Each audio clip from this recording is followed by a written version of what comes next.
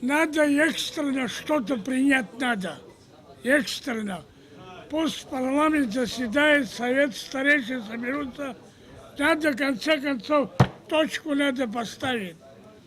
А то так мы все потеряем. Как и так можно? Отдыхать тоже к нам не приедет. Удивительно, что еще едут к нам вообще. Это же по России передают все.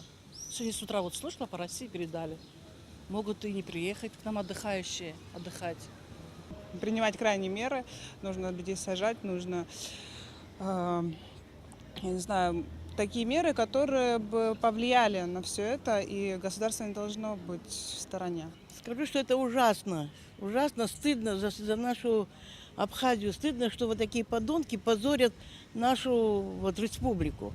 А что еще сказать? Больше одно возмущение. К сожалению, одно разочарование. Я тонкостей не знаю, я приехал только вчера. Ну, насколько услышал, одно огорчение. Сейчас услышал это сообщение тут про убийство там отдыхающих. Это очень не просто плохо, это, в общем, позорно для республики.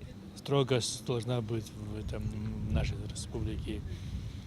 Если это не будет делать, люди, как сами поймите, еще мы хотим, чтобы в гости к нам приезжали. Кто приедет, если такая вот криминогенная ситуация